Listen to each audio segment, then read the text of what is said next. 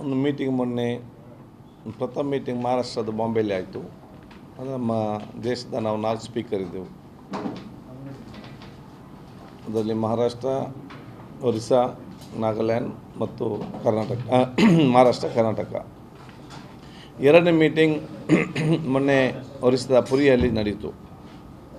2 ದಿವಸದ ಈ ಒಂದು ಸಮಾಲೋಚನಾ ಸಭೆಯಲ್ಲಿ ಬಹುಶಃ ಉನ್ನತ ಮಟ್ಟದ ಕಾನೂನು ತಜ್ಞರು, ಸಂವಿಧಾನದ ತಜ್ಞರು ಕೂಡ ಇವತ್ತು ಭಾಗವಹಿಸಿ ಚರ್ಚೆ ಆಯಿತು.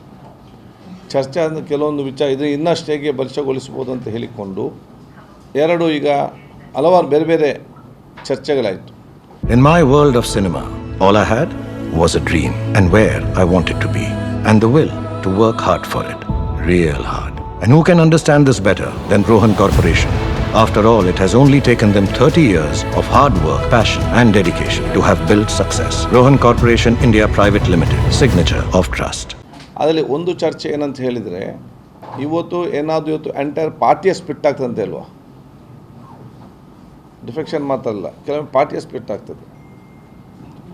ಆವಾಗ ಕೋರ್ಟ್ ಹೇಳ್ತಾರೆ ಸ್ಪೀಕರ್ ಯಾರು ಒರಿಜಿನಲ್ ಪಾರ್ಟಿ ಅಂತೇಳಿ, ಅದು ಸ್ಪೀಕರ್ಗೆ ಕೊಡಬಾರ್ದು, ಅದಕ್ಕೆ ಸಪ್ರೇಟ್ ಆದ ಒಂದು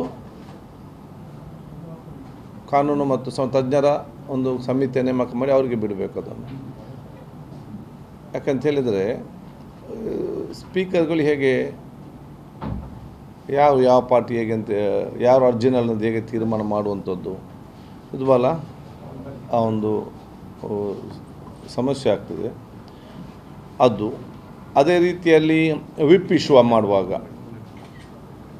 ಪಾರ್ಟಿ ವಿಪ್ಗೆ ವ್ಯಾಲ್ಯೂ ಕೊಡಬೇಕಾ ಅಥವಾ CLP ವಿಪ್ಪಿಗೆ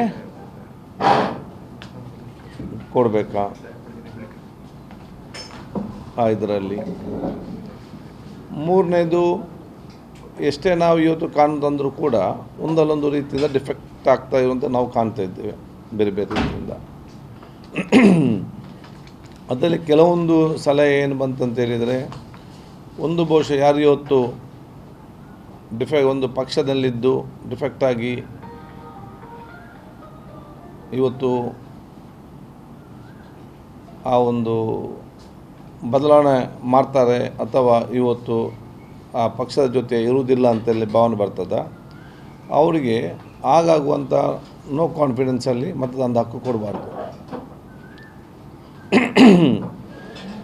ವೋಟಿಂಗ್ ರೈಟ್ ಅಂದರೆ ನೋ ಕಾನ್ಫಿಡೆನ್ಸ್. ಯಾಕಂತ ಹೇಳಿದರೆ ಈಗ ಇದ್ದೇನೆ ನಾನು ಹೋಗಿ ಸಪ್ರೇಟಾಗಿ ಕೂತ್ಕೊಳ್ಳೋದು ಮತ್ತು ವೋಟಿಂಗ್ ದಿವಸ ಬರೋದು,